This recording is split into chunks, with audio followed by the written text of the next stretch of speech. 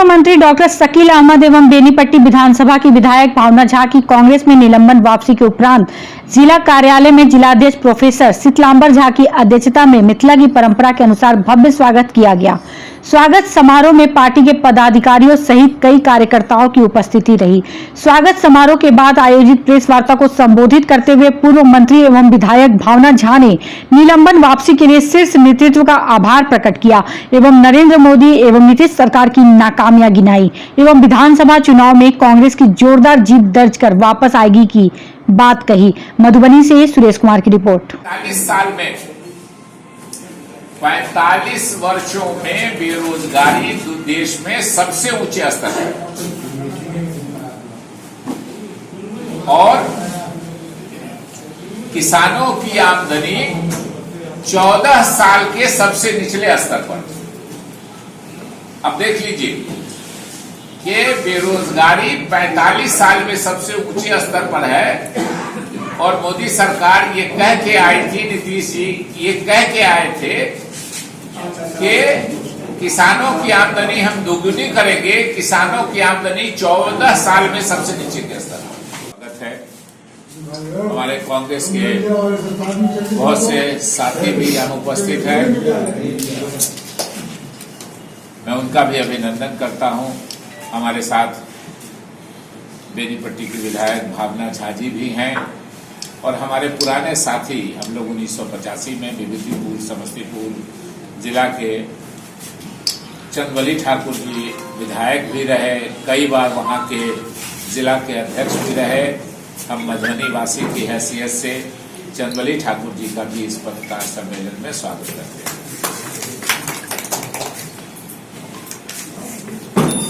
मैं सबसे पहले लगभग 1-1.5 साल के गैप के बाद पार्टी कार्यालय में आपको संबोधित कर रहा हूं।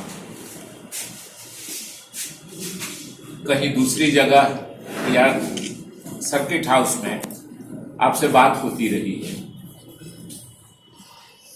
मैंने हमेशा कहा कि मैं कांग्रेस के था, कांग्रेस में हूं और कांग्रेस में ही रहूंगा।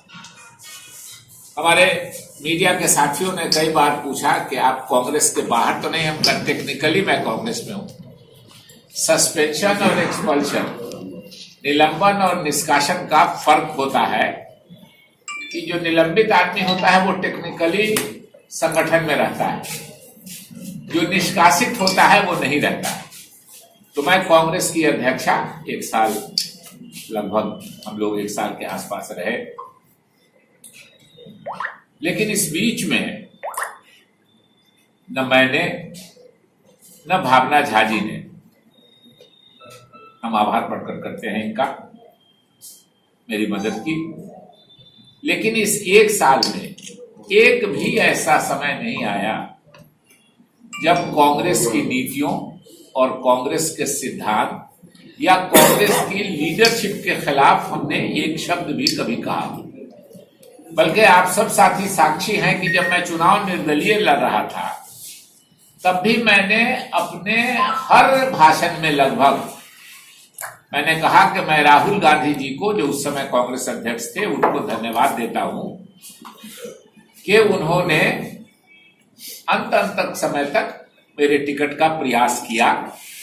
लेकिन उनको कहा गया कि एक सीट अगर बदले जाएगी तो 40 सीट पर प्रभाव पड़ेगा, पूरा बिहार प्रभावित हो जाएगा।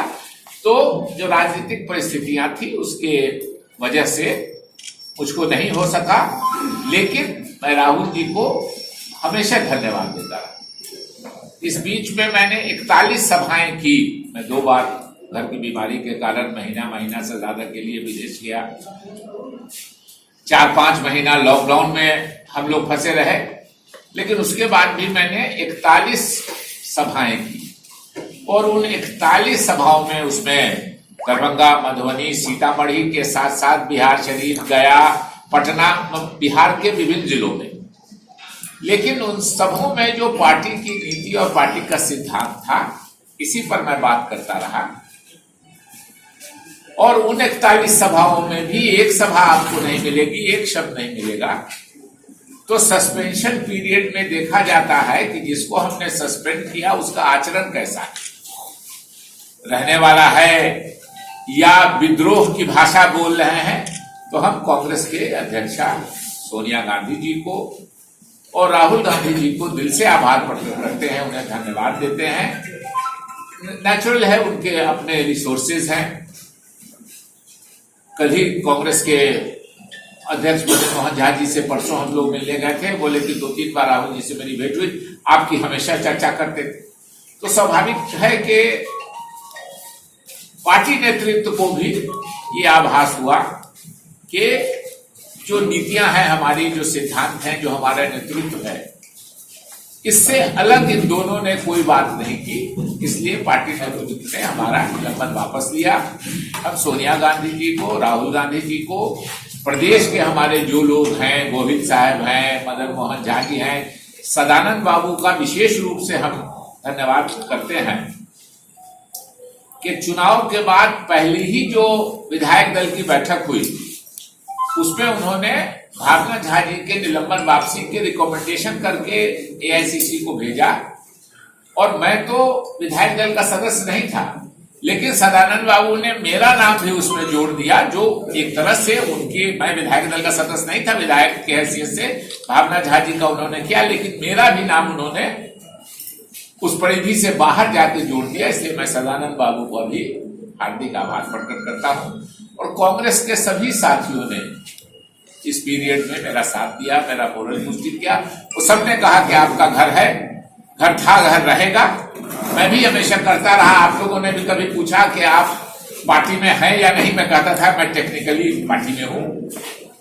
तो मैं आज उसी पर यह था कि मैं अपने लीडरशिप को धन्यवाद देना चाहता था उन्होंने, और ये विश्वास दिलाता हूं कि जो कांग्रेस की नीतियां हैं, कांग्रेस का सिद्धांत है, उस पर हमेशा कायम रहूंगा। एक और सूचना जो हमारे जिला अध्यक्ष जी ने कहा वर्चुअल रैली के बारे में, जो बिहार क्रांति महारैली हो रही है, चुनाव आने वाला है, उसी संपर्क में जो नया मॉडल है इसका प्रचार का, क्योंकि कोविड की वजह कर हमको आपको सबको सावधान रहने की जरूरत है और जनता को भी सावधान रहने की जरूरत है। लोग कह रहे हैं चुनाव हो जाएगा, कुछ बातें इलेक्शन कमीशन का भी बयान आया है, लेकिन परिस्थितियां कुछ भी हो, चुनाव होगा। तब भी किसी राजनीतिक पार्टी को हमेशा चुनाव के लिए तैयार रहना चाहिए। और परिस्थितियां लेकिन बहुत कंड्यूसिव नहीं है चुनाव की, इसलिए कि भीड़ जमा होगी।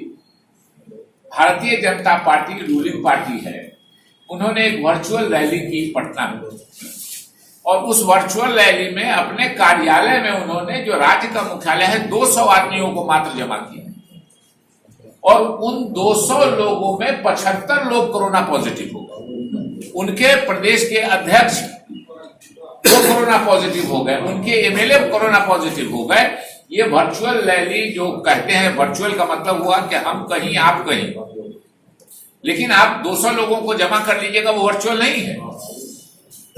तो स्वाभाविक रूप से, और जब कांटेक्ट बढ़ेगा, ये कांटेक्ट से होता है, ड्रॉपलेट मतलब दूरी बना के नहीं रखने से छींक की वजह से हो सकता है, इन्फेक्शन की वजह से हो सकता है, किसी का हाथ पकड़ लिया, किसी का कुछ कोई चीज ऐसा हो, तो उसमें सावधानी की जरूरत है। इसलिए इलेक्शन कमीशन से हम लोग बिल्कुल ये करेंगे कि बिहार की जनता के स्वास्थ्य का ख्याल रखते हुए और सारी वो सुविधाएं दी जाए जिससे मतदाता अपने मतदाता सुरक्षित रखना उसको सबसे बड़ी जिम्मेदारी है। मतदाता अगर सुरक्षित रहेगा तभी ना कल के चुनाव में, परसों के चुनाव में, 2 साल बाद के चुनाव में, 5 साल बाद के चुनाव में वो भाग लेगा। एतराज नहीं है, लेकिन हमारा मतदाता सुरक्षित रहे, यही हमारे पार्टियों ने, सभी अपोजिशन पार्टियों ने मिलकर चुनाव आयोग से दिल्ली में मिलकर उनसे ये बात कही। तो उसी की कल 11 बजे से आपसे एक और आग्रह है कि अगर आप ये प्रचारित कर देते कि कल 11 बजे से है, तो हमारे कार्यकर्ताओं को, जो जिला भर के लोग हैं, उनको जमा होने में आसानी होती। और उसमें 3 मुख्य वक्ता, और तो सब लोग जुड़ेंगे, हम लोग भी जुड़ेंगे ही कहीं ना कहीं से, जिला के सारे लोग जुड़ेंगे। एक उसमें जुड़ेंगे प्रमोद तिवारी जी, जो राज्यसभा के मेंबर हैं, बड़े 10 या 12 बार एमएलए हुए हैं लगातार एक ही क्षेत्र से। जब वो राज्यसभा में गए तो अभी उस क्षेत्र से उनकी सुपुत्री मोना एमएलए हैं, तो प्रमोद तिवारी जी जुड़ेंगे। राज बब्बर साहब जो उत्तर प्रदेश कांग्रेस कमेटी के अध्यक्ष रहे हैं और मशहूर कलाकार रहे हैं, वो आप लोग जानते हैं, वो जुड़ेंगे।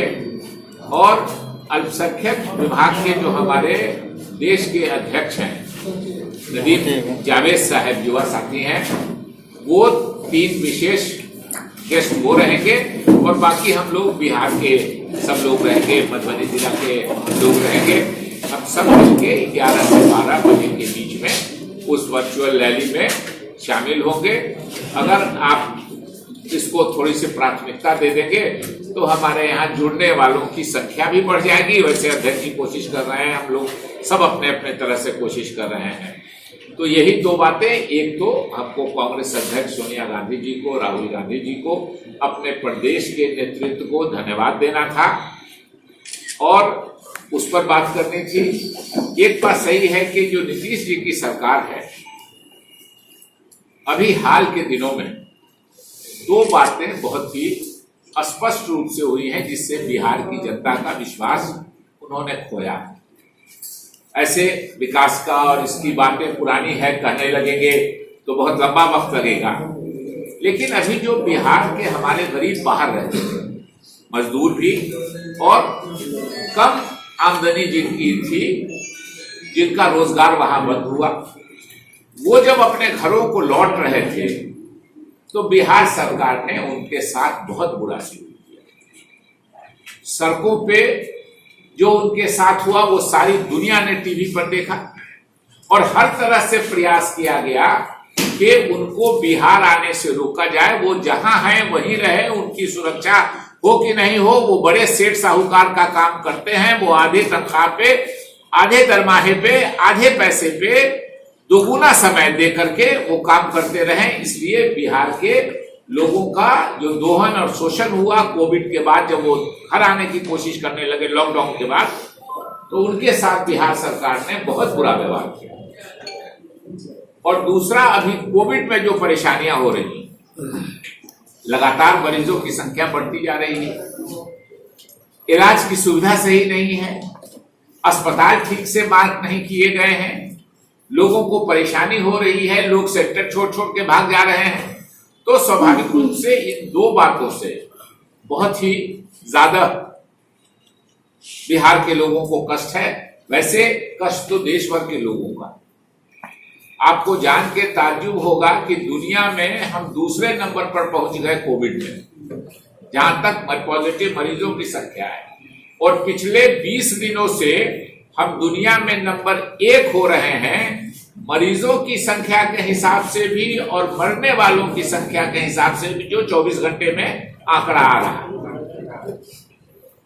और जांच, हमारे यहां जांच में हम 122वें नंबर पर, और मरीज मिलने की तादाद में हम दुनिया में पहले नंबर पर हैं पिछले 20 दिनों से। ये बीमारी का मामला है, स्वास्थ्य विभाग राज्य सरकारों की जिम्मेदारी। इसको भारत सरकार ने ले लिया अपने। ब्लॉक के डॉक्टर, जिला के डॉक्टर, पटना के डॉक्टर, ये सब राज्य सरकार के अधीन है। 1-2 भारत सरकार का इंस्टीट्यूट है। लेकिन हमको वाहवाही मिलेगी कि महाभारत की लड़ाई 18 दिन में जीते थे, इसमें हम जरा महाभारत से बड़ी लड़ाई है, 21 दिन में जीत जाएंगे और हमारे नेतृत्व में जीतेंगे तो हमारे वाहवाही होगी। भारत सरकार ने उसको अपने अधीन ले लिया।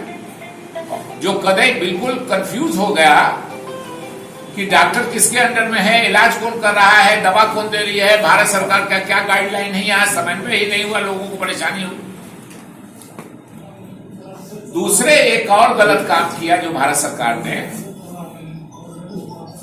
कि लॉ एंड ऑर्डर, लॉकडाउन जो हुआ, लॉकडाउन इंप्लीमेंट कराने की जिम्मेदारी पुलिस की है, प्रशासन की है, और ये बिहार सरकार के, राज्य सरकार के अंडर में है देश भर में।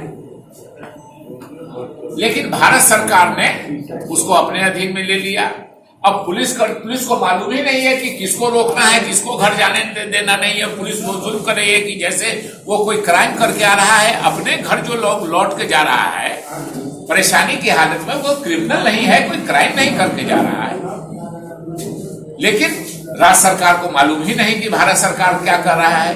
पुलिस का ऑर्डर चलता है राज्य सरकार का, अब राज्य सरकार पे ऑर्डर चला रही है भारत सरकार। ये टोटल कंफ्यूजन जो भारत सरकार ने, या विशेषकर नाम लेने में भी कोई दिक्कत नहीं है, नरेंद्र मोदी जी ने अपनी वाहवाही के लिए जो पूरे देश में कंफ्यूजन फैलाया, जिसके कारण आज इस देश की ये स्थिति है।